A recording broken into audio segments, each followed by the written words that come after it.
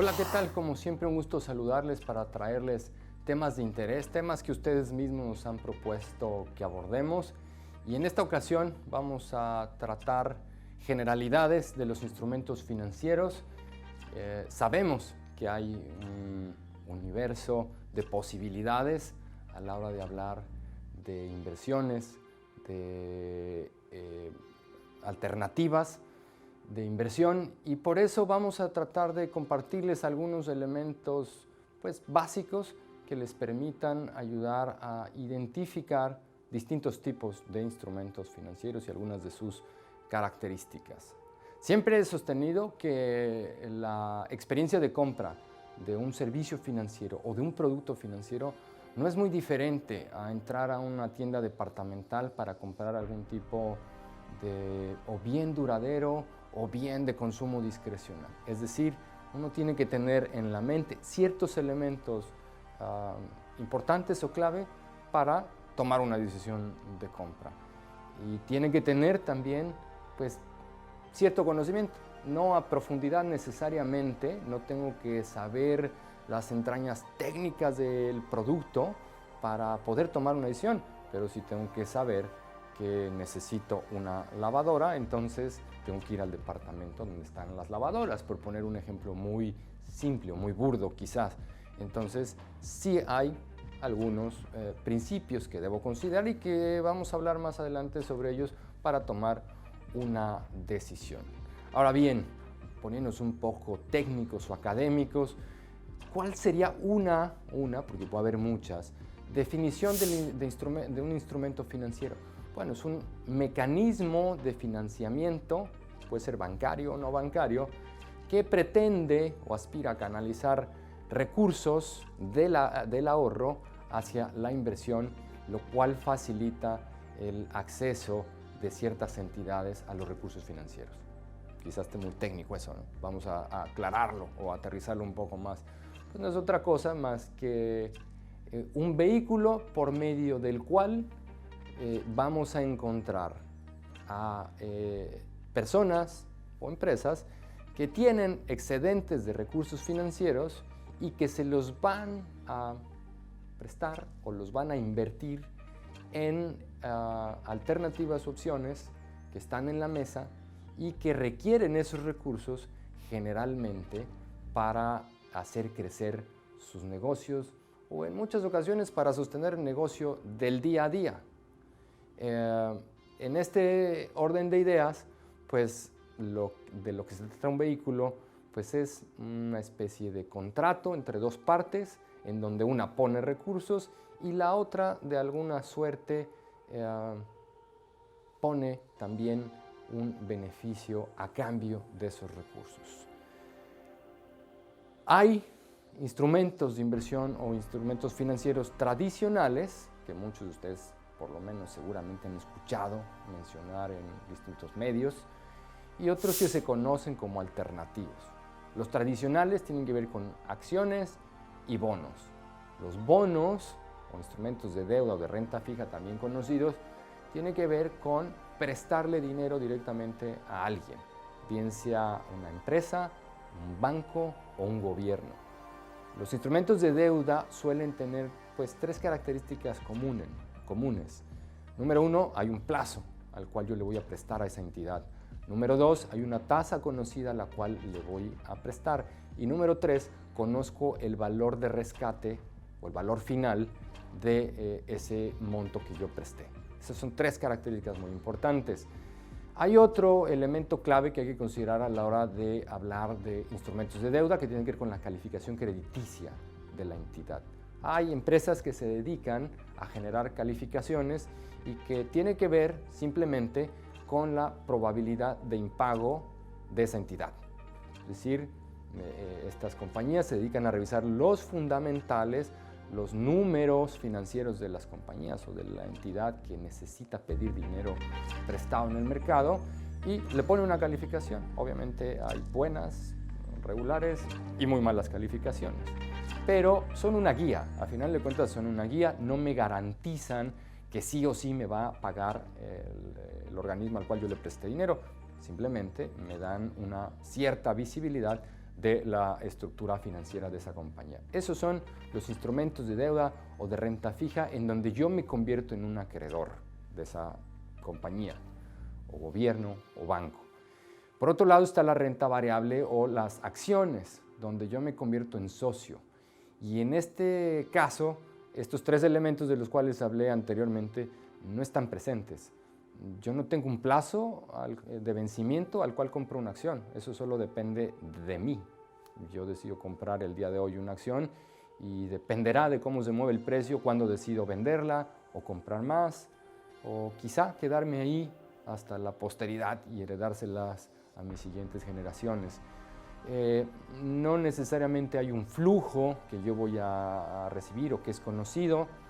En algunos casos existen dividendos que se reparten trimestralmente, pero no todas las acciones pagan dividendos, eso es una realidad. Y hay otras que suelen pagar y de repente dejan de pagarlos por condiciones financieras de la compañía. O al revés, otras que no pagaban y de repente deciden que la estructura financiera permite repartir utilidades. Entonces, lo cierto es que no es del todo cierto o seguro que voy a recibir un flujo cuando yo compro una acción. Y evidentemente el valor de rescate o valor final pues dependerá, si estoy yo accediendo al mercado a comprar acciones, pues dependerá de los movimientos de propiamente el mercado, de oferentes y demandantes, en el cual yo decida eventualmente salirme. Pero no es algo que esté fijo, esto es también bien importante señalarlo. Hay otros dos tipos de instrumentos que tienen que ver más con cobertura. Uno son los derivados, por tradición los instrumentos derivados que más se conocen son los futuros y opciones, y ahorita platicamos un poquito de alguno de ellos. Y el otro son las divisas.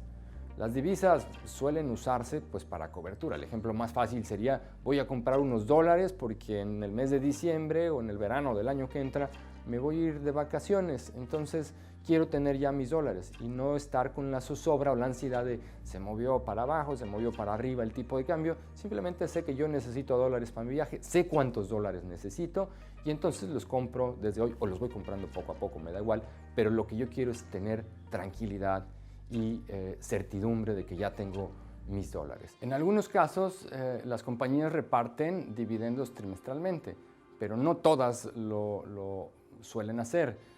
De hecho, hay momentos en que las que pagaban dividendos dejan de hacerlo por condiciones financieras de la compañía, o hay otras que no pagaban dividendos y de repente empiezan a pagar dividendos. Lo cierto es que no es un flujo que necesariamente yo voy a estar recibiendo de manera cierta, como podría ser en el caso de los cupones que sí pagan los instrumentos de deuda. Ahora, hay otro tipo de instrumentos más vinculados a coberturas, es decir, buscando protección.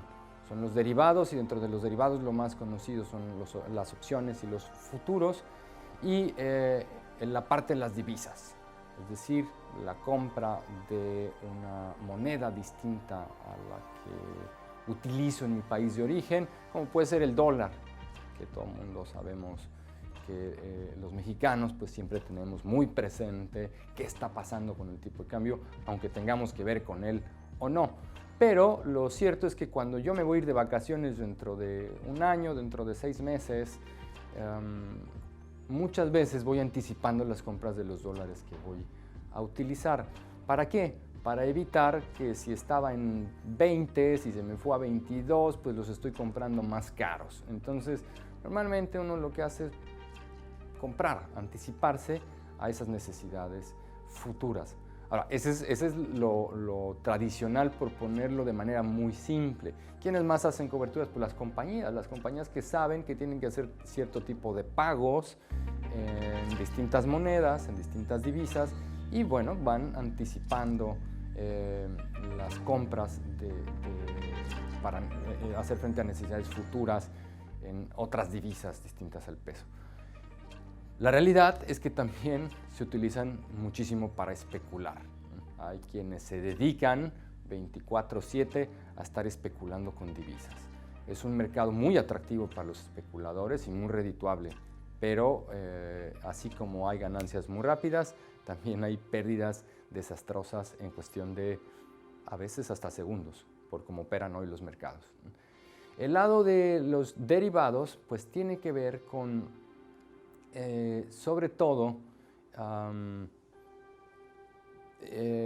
coberturas que hacen también ciertas compañías, sobre todo en el tema de materias primas. Si yo soy una compañía que sí que a vender jugo de naranja, lo más seguro es que quiera garantizar el precio de compra de las naranjas que voy a necesitar dentro de 6 meses o dentro de un año para hacer el jugo de naranja que yo vendo.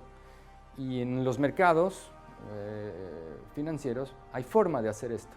Y esto fue solo un ejemplo, naranjas, puede ser maíz, puede ser carne de cerdo, incluso hoy hay futuros del agua, futuros de instrumentos financieros.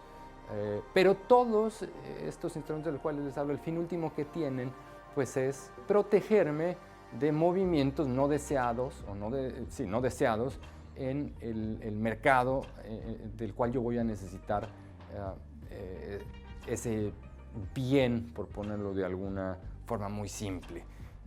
Repito que el ejemplo de las naranjas viene muy bien y espero haberlo transmitido correctamente. Ahora, este marco son de instrumentos financieros tradicionales. Ya decía que hay otros que se conocen como alternativos. ¿Por qué son alternativos? Porque son distintos a los tradicionales. Es así de simple la distinción. Y dentro de los alternativos están unos mecanismos, instrumentos que se conocen como hedge funds o fondos de cobertura, donde normalmente quienes manejan estas estrategias, o generalmente, incorporan todo lo anterior y más del universo de instrumentos financieros. Y no solo hacen apuestas dentro de sus estrategias, comprando acciones, por ejemplo, pensando en que en un futuro van a subir los precios, sino que también llegan a decir, bueno, esta acción probablemente se va a caer y entonces hay mecanismos que se llaman ventas en corto en las cuales yo me puedo beneficiar de caídas en los precios pues, de las acciones, de las materias primas o de los bonos mismos. Y estos fondos lo que pretenden pues, es utilizar todo el abanico de posibilidades dentro de los instrumentos financieros para tener retornos, teóricamente, por encima de los mercados tradicionales. Esto digo teóricamente porque en el promedio este tipo de fondos llevan varios años que no logran vencer a índices accionarios pues muy reconocidos como puede ser el Standard & Poor's 500 de Estados Unidos. Hay otro tipo de fondos también alternativos que invierten se dice, en activos reales. Van a encontrar más en términos, mucho de la literatura, o el 99.9% de la literatura de mercados financieros está en inglés. No es porque pretendamos decir aquí términos rimbombantes, simplemente porque pues, lo van a encontrar más en la literatura pues, con estos nombres y se llaman real assets, ¿no? Eso lo van a encontrar mucho. ¿Qué son real assets? Pues activos reales. ¿Y qué son los activos reales? Les pongo 2 ejemplos clave.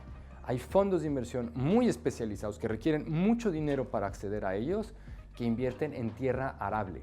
Es decir, compran bancos de tierra en donde eventualmente se va a poder sembrar, ¿no? Y esto tiene pues, mucho de fondo del por qué existen este tipo de inversiones, pero quedémonos en este momento con que hay quienes se dedican a comprar tierra arable pensando en que en un futuro esa tierra va a subir de precio porque se puede sembrar en ella.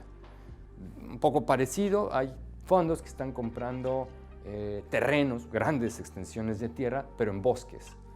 Esto con otras intenciones y pensando en que los bosques en principio son generadores de agua, por poner un ejemplo, ¿no? Y luego están pues, los que están de moda, por ejemplo, fondos que invierten en criptomonedas, fondos alternativos que invierten en otra gama de inversiones que se llaman de capital privado, private equity, donde lo que pretenden es juntar el dinero de muchos inversionistas para ir y muchas veces comprar y vender empresas, por poner un ejemplo, o financiar empresas que están apenas en crecimiento y detonar que ese crecimiento sea muchísimo más acelerado. También están fondos de bienes inmuebles, donde pueden invertir en distintas gamas de negocio del bien inmueble. Puede ser desde que juntan recursos para desarrollar para comprar terrenos, desarrollar y vender, o hay quienes simplemente compran propiedades que se dice ya están estabilizadas, es decir, compro un edificio donde ya está rentado al 100%, sea de oficinas, de departamentos, y yo me voy a beneficiar de las rentas y de las futuras alzas en las rentas que le voy a estar cobrando a los inquilinos. Ahora, estos son productos o servicios, instrumentos financieros que yo puedo comprar de manera directa. Se dice, ¿qué es directo? Porque yo levanto el teléfono y le digo a mi asesor financiero, cómprame acciones de tal o cual empresa, cómprame bonos de tal o cual empresa, cómprame dólares, cómprame euros, cómprame una opción o un futuro, y muchas veces o generalmente lo puedo hacer. Digo generalmente porque sobre todo en el mercado de derivados hay ciertas instituciones que no permiten que las personas físicas hagan transacciones fácilmente con este tipo de instrumentos de manera directa. Puedo incluso comprar fondos alternativos o de este tipo de inversiones que ya les platicaba, de igual forma en los mercados públicos, directamente, ¿no? Pero hay dentro de todo este universo otros mecanismos de inversión colectiva, que son los fondos de inversión o sociedades de inversión y los ETFs. Sobre los ETFs vamos a tener otra sesión donde nos vamos a adentrar en ese universo. No voy a profundizar en este momento en ellos. Pero en las sociedades de inversión, pues no son otra cosa, una vez más que mecanismos que recaban recursos de un sinfín de inversionistas con el afán muchas veces de poner los recursos en distintas gamas de las que les acabo de platicar de inversión, o muchas veces son especializados. Hay sociedades, fondos de inversión que solo invierten en acciones. Pero ¿cuál es la ventaja entonces? Hay una muy simple, la diversificación. Un fondo de inversión, cuando junta o recolecta los recursos de cientos o miles de inversionistas, pues tiene más masa crítica con la cual sale al mercado a comprar no solo una acción, sino que compra 20, 50, 100, 700 acciones distintas. Y eso permite diluir el riesgo. Esto es clave también, porque muchas veces a una persona física común y corriente no le alcanza para tener un portafolio tan diversificado. Simplemente hace apuestas muchas veces muy concentradas y a veces también pudiera tener los recursos para tener un portafolio muy diversificado. Sin embargo, el seguimiento es complicado. ¿Por qué? Porque estar monitoreando más de 10 empresas en el mercado, pues es difícil si uno no está sentado frente a una pantalla analizando y revisando mercados. Este mapa que les acabo de plantear a grandes rasgos agrupa los distintos instrumentos financieros a los cuales uno puede tener acceso el día de hoy como persona común y corriente. Ahora, hay que tener bien presente la ecuación riesgo-rendimiento cuando hablamos de instrumentos financieros. Tradicionalmente van a encontrar unas gráficas donde en el eje de las X se habla de riesgo o volatilidad, y en el eje de las Y hablamos de retornos históricos o esperados. No cambia mucho la figura de la gráfica. ¿Y qué vamos a ver en esta ecuación donde trazamos riesgo-rendimiento? Pues que en la parte baja izquierda normalmente están, o por definición debieran estar, los instrumentos financieros menos riesgosos y que menos retorno esperado podrían tener.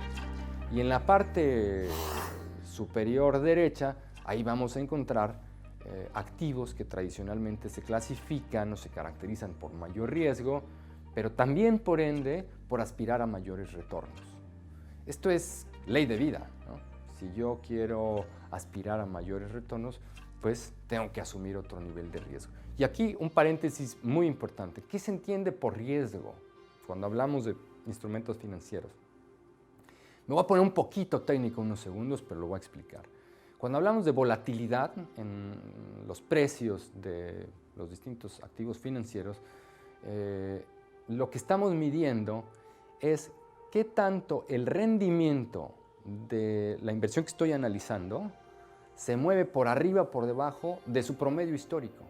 Eso es lo que nosotros entendemos como un riesgo. Es decir, si el promedio histórico de un instrumento, y hablo en promedio en los últimos 10 años, por año un instrumento nos ha pagado el 5%, lo que yo voy a medir en términos de riesgo es cuánto históricamente, sobre ese promedio histórico, se mueven los rendimientos del instrumento que estoy analizando. Y eso me da una percepción de riesgo, puesto más simple. 5% promedio, pero resulta que hay años o periodos en los cuales me paga hasta un 10% ese instrumento. Y hay otros en los cuales se va a cero el rendimiento de ese instrumento. Esa dispersión de rendimientos históricos es lo que nosotros llamamos volatilidad o riesgo. Entonces, productos de corto plazo, productos tradicionales de cero o considerados como de cero riesgo, pues tienen una dispersión de rendimientos muy acotada, muy pequeña. Instrumentos tradicionalmente considerados de mayor riesgo, pues vamos a ver una dispersión muchísimo más amplia. Ojo, estoy hablando de dispersiones de rendimiento, no de posibilidad de perder dinero. Esa es otra historia. Y acá salta otro elemento clave, la diversificación. Ya hemos hablado de esto hace algunos minutos y en otros foros y en otros espacios. Es fundamental y clave la diversificación. ¿Por qué? Porque, pues ya lo decía hace unos segundos, eso me ayuda a diluir los riesgos, al tiempo que me ayuda también a estabilizar rendimientos a lo largo del tiempo. Lo que también es un hecho es que yo no puedo posicionarme en instrumentos considerados seguros de corto plazo y pretender aspirar a retornos de los instrumentos financieros más riesgosos. Eso es imposible, ¿no? Pero lo que sí puedo hacer es una mezcla de esta distinta gama de instrumentos financieros dependiendo el perfil de inversionista que yo tenga. Por supuesto que si yo soy conservador, no me gusta que mis inversiones tengan dispersiones o volatilidades muy amplias. No me gusta ver que mi capital tiene variaciones muy dramáticas. Bueno, pues hay instrumentos que atienden a eso, pero tengo que estar consciente que el retorno al cual aspiran ese tipo de inversiones pues es evidentemente mucho menor que si voy asumiendo un poco de riesgo y voy incorporando en mi portafolio instrumentos que están más hacia arriba a la derecha. También depende el objetivo de inversión que yo tenga, porque hace unos minutos hablaba de comprar divisas para tener los dólares de cara a un viaje que voy a hacer. Es decir, si yo necesito los recursos en 6 meses o en un año, por supuesto que no tengo que hacer nada en instrumentos que se consideran tradicionalmente más riesgosos, porque hay una probabilidad alta de que al cabo de ese plazo, pues si algo pasó en los mercados, pues incluso yo pudiera tener menos dinero del cual invertí inicialmente. Por eso es clave y fundamental el objetivo, el horizonte, evidentemente de la mano del perfil de inversionista que yo tengo. Hay una historia que generalmente analizamos quienes estamos haciendo estrategias de inversión de los instrumentos financieros. Año por año revisamos qué pagó más, qué pagó menos, y así nos vamos a lo largo de periodos de 5, 10, 15, 20 años. Y esto lo que viene a reforzar es lo que ya les compartía, que la diversificación premia cuando hay disciplina, cuando hay orden y cuando hay paciencia. Les voy a poner un ejemplo muy concreto. En el 2008, un índice de mercados emergentes global cayó cercano, medido en términos de dólares, a un 45%, vamos a dejar números cerrados. Pero en el 2009, ese mismo indicador subió casi un 80%, ¿no? Si yo en el 2008 hubiera entrado a finales del 2007 a este instrumento, otra vez, una apuesta muy puntual, muy concentrada, pero decidí entrar a mercados emergentes. Se me caen en el 2008 porque se atravesó la gran crisis financiera de Estados Unidos y se cae pues 45% medido en términos de dólares, ese instrumento. Me asusto, me apanico, digo esto no sirve, esto no es para mí, ¿me salgo? Por supuesto que de $100 que yo hubiera puesto ahí, me quedarían 55, eso es una realidad. Pero el siguiente año, este mismo instrumento subió 80%, ¿no? O sea, de donde quedó en 45, 80% arriba. Por supuesto que aún con ese 80% de retorno en el siguiente año, no habría recuperado todavía mi dinero, pero habría tenido una recuperación muy importante que yo decidí perderme porque me salí, porque me apaniqué. Entonces, esto nos lleva otra vez a dos grandes conclusiones. Si yo diversifico, muchas veces evito esas volatilidades. Eso es primer elemento clave. Y segundo elemento clave, si yo tengo paciencia, si yo dejo que los mercados hagan su trabajo, generalmente o históricamente y tradicionalmente, me voy a recuperar. A veces me tardo un poco más, a veces me tardo 2 o 3 años, a veces me tardo 6 meses, como fue en el 2020. Pero lo que los mercados quitan, tradicionalmente son los mismos mercados los que lo devuelven cuando hay diversificación o una amplia diversificación. Repito esto porque alguien me va a decir, no es cierto. Mi abuelito en el 87 invirtió en acciones de no sé qué empresa y perdió todo su patrimonio. Claro, cuando se hacen apuestas concentradas o individuales, sí existe el riesgo de perder todo el dinero. Yo hablo de portafolios global y ampliamente diversificados, son los que tradicionalmente suelen tener recuperaciones en el tiempo. Y eso se repite una y otra vez.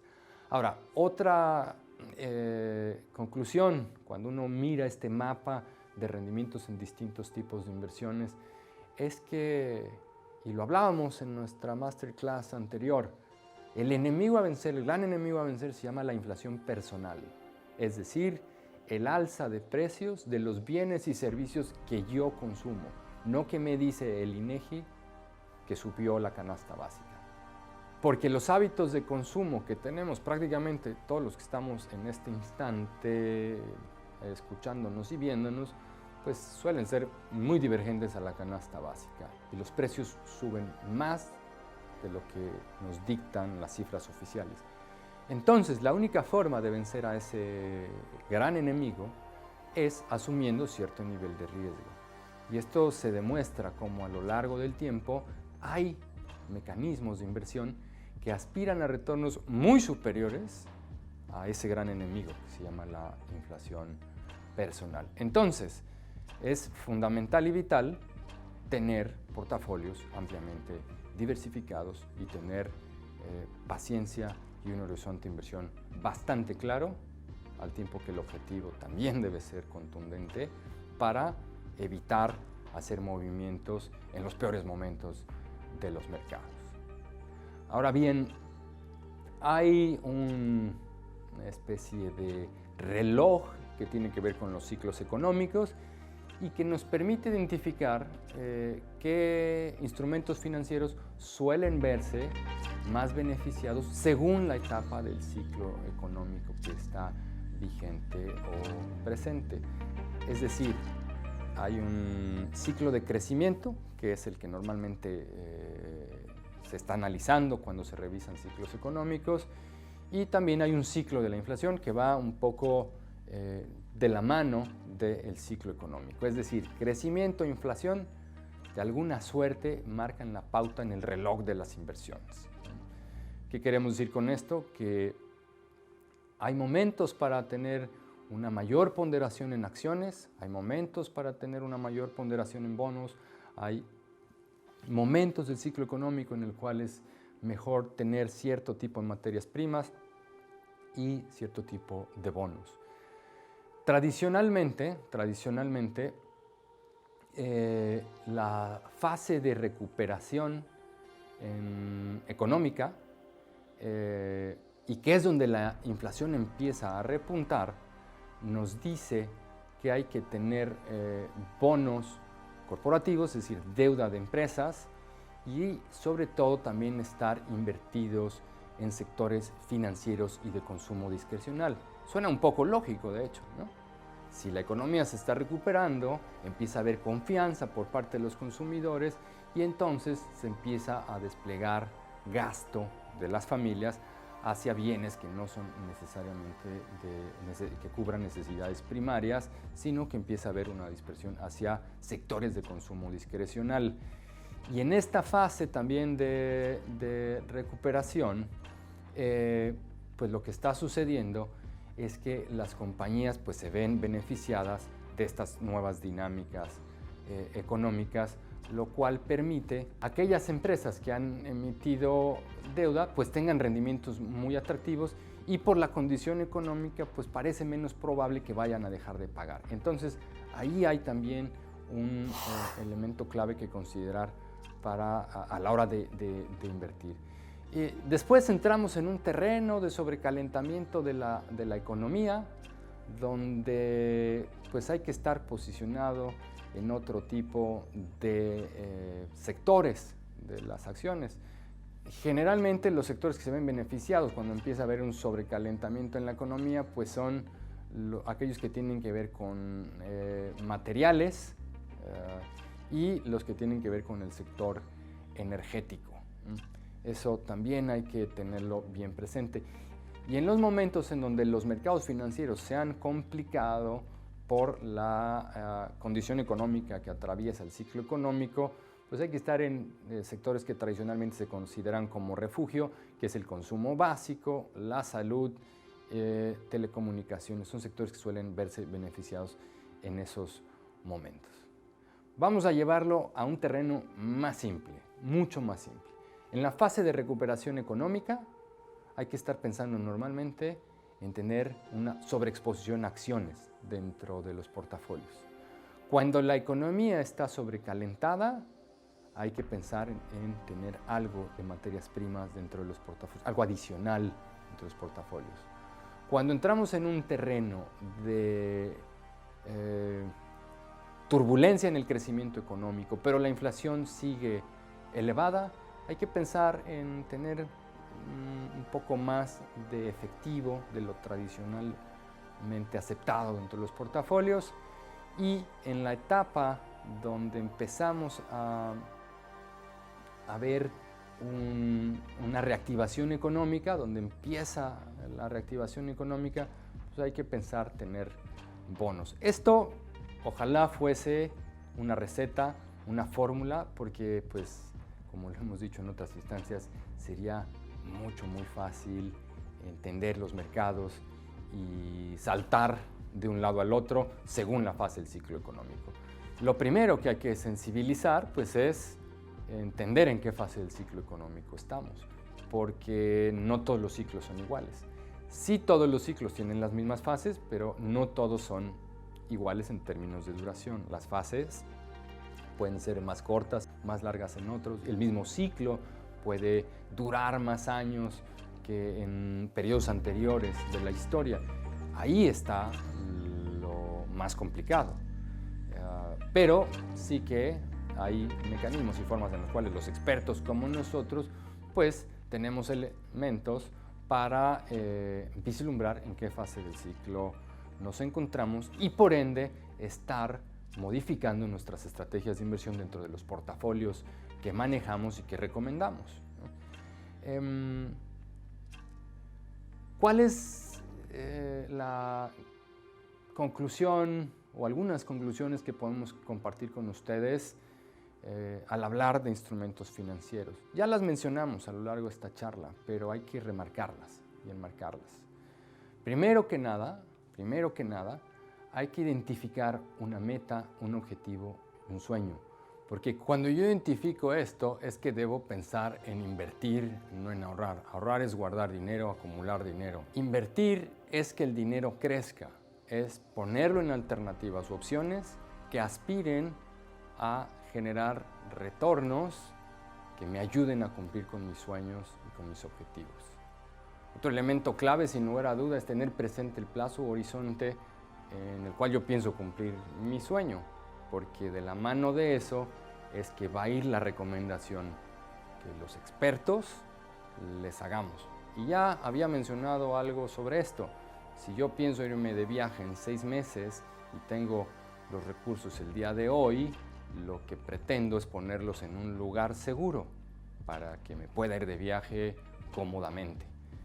Y si alguien les hiciera una recomendación de mete todo tu dinero en instrumentos financieros riesgosos porque igual te alcanza para gastar más en tu viaje, sería una recomendación muy irresponsable. Eso hay quienes no logran entenderlo y pues hacen recomendaciones fuera de lugar, fuera de proporción. Pero también de la mano de esto se tiene que ser consciente que si yo quiero alcanzar una meta en 6 meses para pagarle la universidad a mis hijos, pues difícilmente lo voy a alcanzar si no es que ya tengo el dinero hoy mismo. Entonces hay que ser coherentes entre el horizonte de inversión al cual yo tengo ese sueño, esa meta, y lo que es posible en términos de rendimientos esperados o históricamente observables en los distintos instrumentos financieros. De la mano de esto, pensar siempre en la diversificación. Diversificación no solo en tipos de inversiones, sino en países, en regiones, en monedas. Eso permite mitigar riesgos. Esto es clave también.